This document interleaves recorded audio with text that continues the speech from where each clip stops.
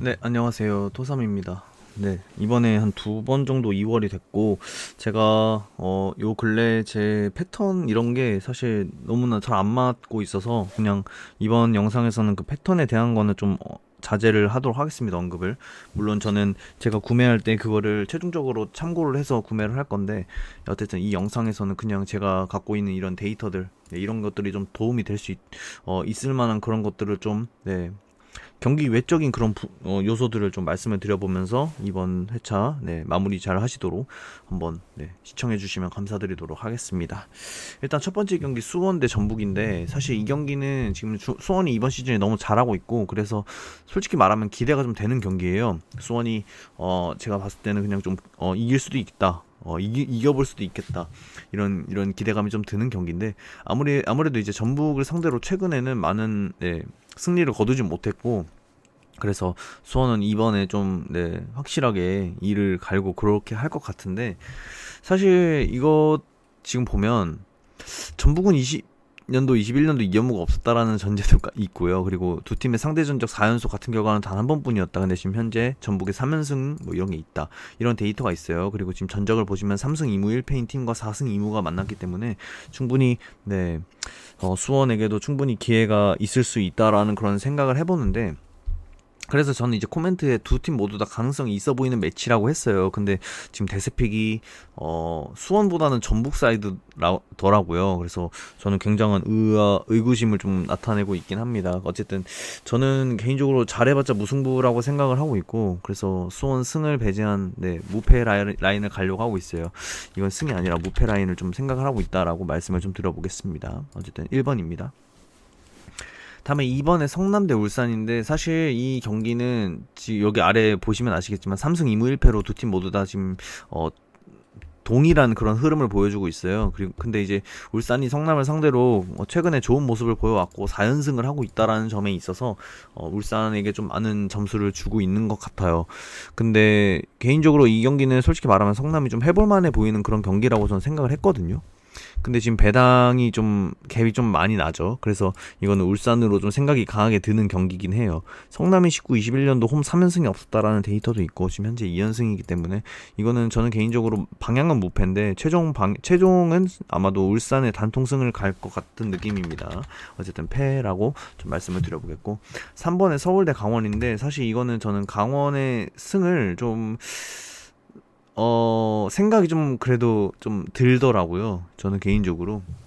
어, 일단 보겠습니다. 일단은 뭐, 전적 같은 것도 보면 서울이 강원을 상대로 좀 그래도 괜찮은 모습을 보여줬고요.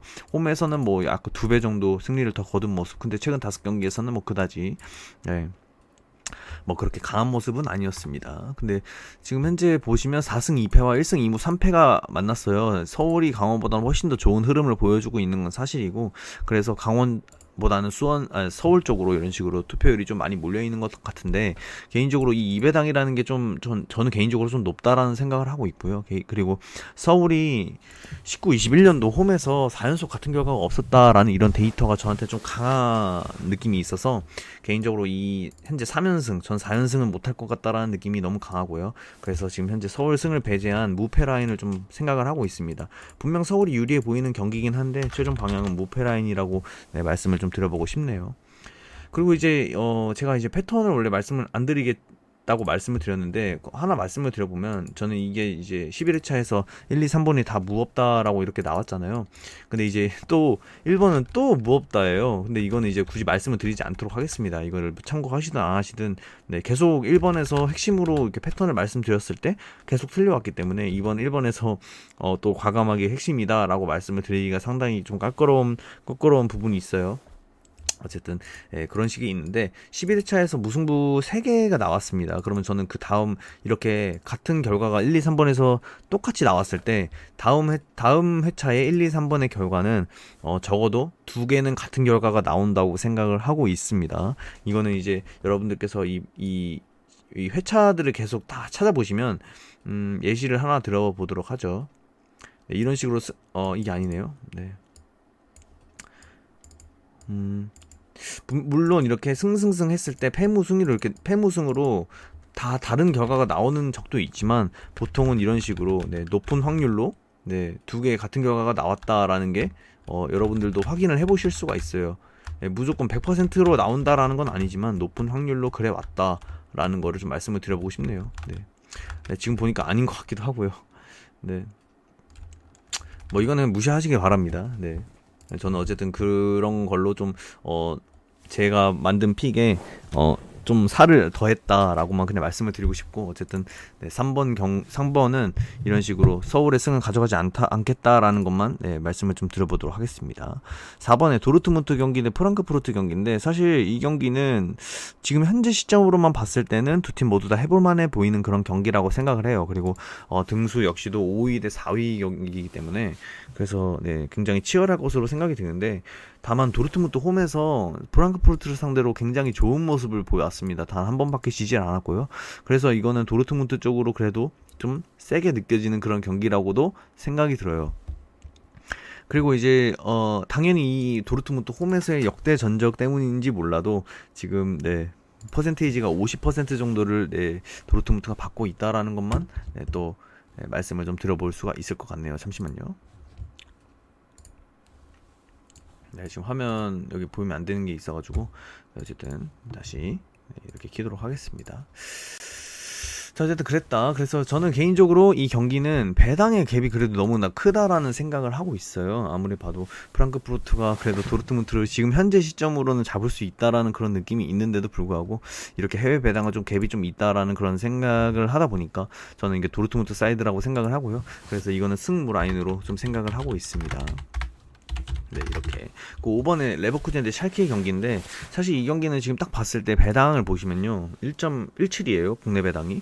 이것만 딱 봐도 레버쿠젠이 현재 흐름이 그렇게 좋지 않은데 감독이 교체돼가지고 다름 아닌 샬케를 만났기 때문에 1.17 당연히 꽁승이라고 생각을 하게끔 뭔가 배당적으로 그런 식으로 느낌이 오게끔 들더라고요. 그래서 당연히 단통승을 가고 싶게끔 네, 생각이 드는 경기였는데, 물론 저도 마찬가지로 샬케의 승은 생각을 하고 있지 않아요. 다만 무승부는 좀 받쳐보는 게 나쁘지 않을 것 같다라는 생각입니다.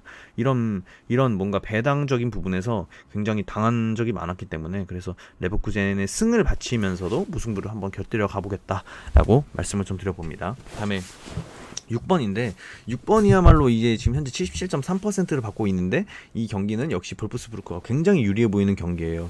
근데 이 경기는 눈대중으로 봤을 때 뭔가 의심이 드는 구간이 있었어요. 왜냐면 배당이 너무 높다라는 생각이 들었습니다. 1.53. 이것만 딱 봐도 볼프스부르크와 켈른을 상대로 너무나 높은 배당을 받았다, 해외 배당으로는, 이런 느낌이 들더라고요. 물론 국내 배당은 지금 현재 1.36인데 저는 개인적으로 이렇게 의심이 될 때 보통 역배를 가져가곤 했거든요. 근데 이번에는 그냥 볼프스부르크 단통승을 가져가보려고 합니다. 이거는 저는 페이크라고 생각을 하고 5번, 6번에서 무조건 이변이 나온다고 치면 저는 5번에 한번 승부를 걸어보겠다라고 말씀을 좀 드려보도록 하겠습니다. 어쨌든 그랬고요.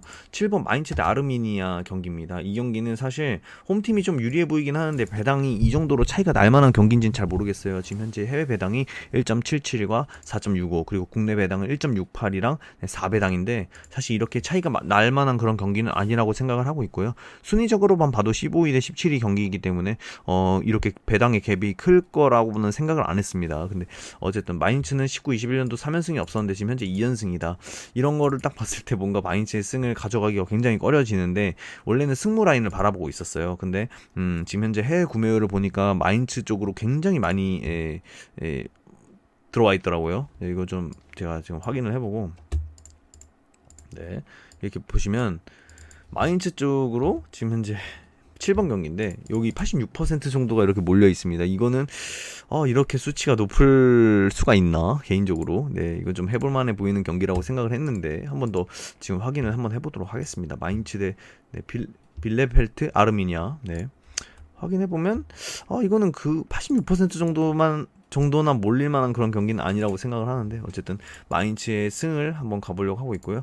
받친다면 무승부를 받쳐볼까 그런 생각을 한번 해보고 있습니다. 어쨌든 네, 이런 식으로 말씀을 드려보겠고, 아우크스부르크 대 호펜하임 경기인데요. 사실 이거는 아우크스부르크가 홈에서 호펜하임을 상대로 지금 현재 5연패를 당하고 있어요. 그래서 설마 6연패를 하겠어 이런 느낌도 드는 경기고, 근데 지금 현재 흐름만 본다면 호펜하임이 원정에서 정배를 받는 만한 그런 경기인가라는 걸 생각을 해봤을 때 전 아니라는 판단을 내렸습니다. 이거는 아우크스부르크를 상대로 지금 호펜하임이 원정에서 2점대의 배당도 아니고 1.8대의 배당으로 정배를 받는다. 이거는 저는 좀 받아들이기가 좀 힘든 부분이었어요. 네, 개인적으로는요. 그리고 이제 좀 특이한 상황이 있었는데 호펜하임이 지금 아니요, 죄송합니다. 지금 아우크스부르크 홈에서 오케이. 저는 개인적으로 이 경기가 지금 현재 5개 업체가 무승부를 보고 있는데 왜 이런지 모르겠어요. 무승부가 왜 이렇게 많이 느껴지는 경기인지는 저는 잘 모르겠더라고요. 근데 다만 승무패를 하면서 저의 철칙이 있다면 이렇게 5연무가 이렇게 떴을 때는 무승부를 잘 가져가지 않으려고 하고 있습니다.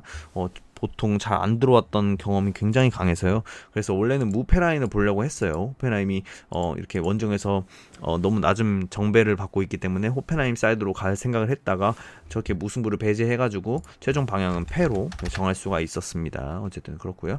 다음에 라이프치히 대 메넨 글라드바 미넨인데 사실 이 경기는 두 팀 모두 다 해볼만해 보이는 경기라고 생각을 해요. 누가 이겨도 이상하지 않은 경기라고 생각을 하고요. 저는 이 경기를 추천드리고 싶지가 않습니다. 네. 다만 특이한 거는 무승부가 이 두 팀은 굉장히 전적에서 많이 나왔었어요. 근데 그럼에도 불구하고 무승부 배당이 좀 높다라는 생각을 하고 있고요. 그리고 이제 해외 구매율을 좀 찾아봤더니 9번에 일단은 미넨이 네, 그래도 55%로 좀 높은 수치로 네, 구매율이 이렇게 나타났고 네, 홈의 라이프치히는 26%인데 무승부가 이렇게 낮은 이유를 정말 모르겠습니다. 그래서 저는 이 경기 무승부보다는 그냥 승패 라인으로 나눠서 한번 가보겠다라고 말씀을 드려보겠습니다. 10번 메넨 글라드바흐 대 프라이부르크 경기인데 사실 이 경기는 맨넨이 지금 현재 너무나 못하죠. 그리고 호 5연패 중이기도 하고요. 그래서 프라이부르크 상대로 6연패를 할 거라고는 생각하지 않습니다. 그리고 두 팀의 상대 전적을 봤더니 이 전적입니다. 이 전적에서 보통 홈팀이 잘 지지 않는 결과를 냈어요. 그러니까 홈팀의 승 아니면 무다 이런 식으로 결과가 굉장히 많이 나왔다라는 건데 그러면 저는 이거 두 개를 조합해봤을 때 맨넨이 이번엔 지지 않겠구나라는 식으로 승무라고 네, 방향을 정했어요. 근데 지금 현재 홈 전적이 굉장히 좀 좋습니다. 맨넨이 좋은데 현재 흐름만 봤을 때 맨넨이 어떻게 국내 배당 1.6대를 받고 있는지 개인적으로 좀 의아하고요. 그리고 이제 이거는 뭐 굳이 말씀을 드리고 싶지 않은데 제가 보는 이제 크리에이터님들이 있어요. 그분들은 이거를 이제 좀 강하게 네, 단통으로 가져가시던데 왜 이거를 어떻게 왜 이렇게 단통으로 가져갈 수 있는지에 대해서는 의문점이 많이 들었습니다. 그래서 저는 어쨌든 이 경기 좀 승부를 걸어볼까라는 생각을 해보고 있고 방향은 승무다라고 말씀을 좀 드려보도록 하겠습니다. 11번 수원 FC 대 제주 경기인데 사실 이 두 팀은 계속해서 다른 결과를 내왔고 직전에 제주 승이었지만 굉장히 적은 전적이기 때문에 무시를 해도 되는 데이터라고 생각을 해요.